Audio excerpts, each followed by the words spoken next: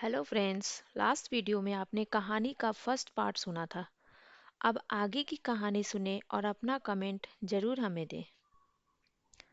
सलोनी और रवि वहां से निकल चुके थे। रवि तो अगले दिन अपने गांव चला गया, पर सलोनी के मन में बहुत सारे सवाल आने लगे। आखिर उस चीख का क्या मतलब निकल सकता है? दरवाजे पर यह लिखकर आना कि तुम्हें वापस आना ही होगा का क्या मतलब हो सकता है? एकाएक उसे एक घटना की याद आ गई। कहीं इन सब का संबंध उस रात से तो नहीं? यह सोचकर ही उसका रोम रोम सिहर उठा। आज से ठीक 5 साल पहले की बात है। सलोनी के माता पिता गांव में रहते थे और वह यहाँ शहर में अपने नौकरी करने आए थे। ऑफिस में अपने कुछ दोस्तों के संग सलोनी की एक अनोखी शर्त लग गई, और वह शर्त थी राजगढ़ हवेली में एक रात रुकने की।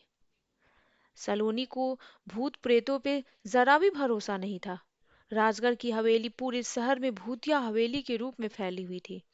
कहते हैं कि वहां रहता कोई नहीं है और ना ही बिजली की व्यवस्था थी, पर रात होते ही पूरी हवेली जगमगा जाती। अब यह बात कहाँ तक सच थी, यह कोई नहीं जानता। सलोनी ने शर्त तो लगा ली और उसे भरोसा भी था कि वह जीत जाएगी। फिर एक रात अपने दोस्तों के संग वह हवेली के बाहर खड़ी थी। उस रात मूसलाधार बारिश भी होने लगी। उसके दोस्त सबूत के तौर पर उसे हवेली तक छोड़ने आए, पर आगे सलोनी खुद बढ़ी। जैसे ही वह हवेली के मुख्य दरवाजे के पास पहुंची और हाथ बढ़ाया दरवाजा खोलने के लिए, पर वह तो खुद ही चरमरा कर खुल गया और वह अंदर एक झटके में ही घुस गई। सलोनी की आंखें अंधेरे में खुली। वह हंसी उन अफवाहों पे जिसमें कहा गया था कि रात होते ही यह हवेली रोशनी से जगमगा जाती है, पर यहाँ तो अंधेरा है। खैर, टॉर्च की रोशनी में देखा, दीवार पर एक घड़ी टंगी हुई थी जिसमें 3 बज रहे थे। इसका मतलब है कि यह बंद पड़ी है, क्योंकि अभी तो रात के 9 बज रहे हैं। चारों ओर गहरा सन्नाटा और हवेली की पुरानी दीवारों से आती हवा की सरसराहट उस सन्नाटे को और भी रात में भयानक बना रही थी। पर सलोनी को पता नहीं क्यों यह महसूस हो रहा था कि यहाँ की वीराने में भी एक अजीब सा खिंचाव हो, जैसे कि यह हवेली उसका ही इंतजार कर रही हो। ऐसे भी ये सारी हवेलियां कहानियों से भरी होती है।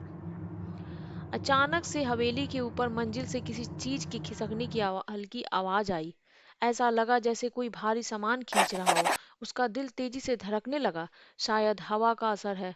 इतने बड़े घर में आवाज आना तो आम बात है, पर यह खींचने की आवाज रुकी नहीं, बल्कि और तेज होने लगी।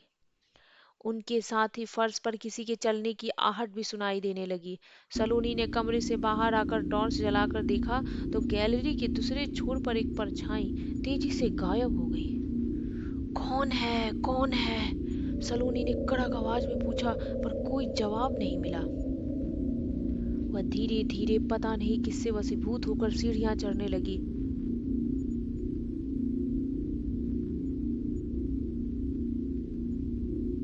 जैसे ही वह ऊपर पहुंची, एक दरवाजा उसके सामने धीरे धीरे खुद ब खुद खुलने लगा। अंदर कमरे की हालत जर्जर अवस्था में थी। दीवारों पे पुराने चित्र लगे हुए थे। उनमें से एक तस्वीर को देखकर सलोनी चौंकी, क्योंकि उस तस्वीर में वह खुद थी। पर उस तस्वीर के नीचे लिखा हुआ था, अनुप्रिया, ये कैसे हो सकता है? अचानक कमरे की ठंड बढ़ गई। उसे लगा जैसे कोई उसके सामने बहुत करीब से खड़ा हो, पर उसे कोई दिख नहीं रहा था। तभी एक फुसफुसाती हुई आवाज सलोनी के कानों में पड़ी, तुम लौट आई आखिरकार। ये सुनकर मजबूत दिल वाली सलोनी का शरीर भी जैसे बर्फ हो गया हो। वह कमरे से बाहर भागने लगी, पर दरवाजा जोर से बंद हो गया। दीवार पे लगी दर्पण में उसने अपनी परछाई को हिलते हुए देखा। परछाई का चेहरा धीरे धीरे बदलकर उस तस्वीर का रूप ले लिया। फिर एक आवाज गूंजी, तुम्हें पता नहीं, लेकिन तुम मेरे हिस्से की कड़ी हो। तुम्हारा लौटना पहले से तय था। मैंने तुम्हें बुलाया है ताकि मेरी कहानी पूरी हो सके। सलोनी ने उस आवाज का प्रतिकार करते हुए कहा कि मैं तो इस हवेली से कोई संबंध नहीं रखती हूँ। मैं तुम्हारी मदद क्यों करूं? अब की बार उस आवाज में गुस्सा थी। सदियों पहले मैं इस हवेली की मालकिन हुआ करती थी। मेरा एक मुंह लगा और चाटुकार आदमी जमुना दास था, जो मेरी सुंदरता और मेरी प्रशंसा के पुल बांधा करता। उसकी एक बेटी थी जिसकी शकल मुझसे मिलती थी। तुम उस लड़की का अगला जन्म हो। उस जमुना दास ने एक दिन धोखे से इसी कमरे में मुझे बंद करके मेरे स्थान पर अपनी बेटी को हवेली का मालकिन बना दिया। अगर तुम्हें विश्वास ना हो तो वहां रखे संदूक को खोलो। उसमें एक मेरी हत्या का सबूत छुपा है। साथ ही एक पत्र भी होगा जिसमें मैंने अपने मरने समय लिखा था। इसे दुनिया के सामने लाओ और मेरा नाम साफ करो। सलोनी ने कांपते हाथों से संदूक खोला। उसमें एक डायरी रखी हुई थी जिसमें जमुना दास द्वारा रचित षड्यंत्र की पूरी दास्तान लिखी हुई थी। कहानी तो सच थी, पर यह सब देखने के बाद सलोनी ने सोचा कि अगर यह कहानी बाहर आती है तो मेरे खानदान का नाम खराब होगा। कुछ सोचा उसने और फिर एक तेज आवाज से कहा कि उसके दोस्त बाहर हैं, मैं जरा उनसे मिलकर आती हूँ। और यह कहकर हवेली से निकल गई और फिर वापस नहीं गई। पर वहां से आने के बाद वो चैन से कभी नहीं रही। बुरे बुरे सपने उसे परेशान करने लगे। यह सब होने के बाद उसे लगा कि वह गलत कर रही है। उसे अनुप्रिया की मदद करनी चाहिए। अब वह उस रात की चीख का मतलब समझ गई। वह एक बार फिर उस हवेली में गई और अनुप्रिया से अपनी गलती के लिए माफी मांगी। हवेली में गूंजती चीखों से उसके कान के पर्दे फटने वाली हालात में आ गए थे।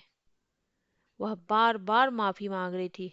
अगले दिन उसने वह डायरी पुलिस के हवाले किया और पूरे शहर में यह कहानी सबके सामने लाई। आज सलोनी काफी हल्का महसूस कर रही थी। दो दो कहानियों का खुलासा हुआ और अपने अंजाम तक पहुंचा। हवेली अब भी खड़ी थी, लेकिन अब वह सिर्फ ईंटों का मकान थी। उसके भीतर का सारा रहस्य हमेशा के लिए खत्म हो चुका था।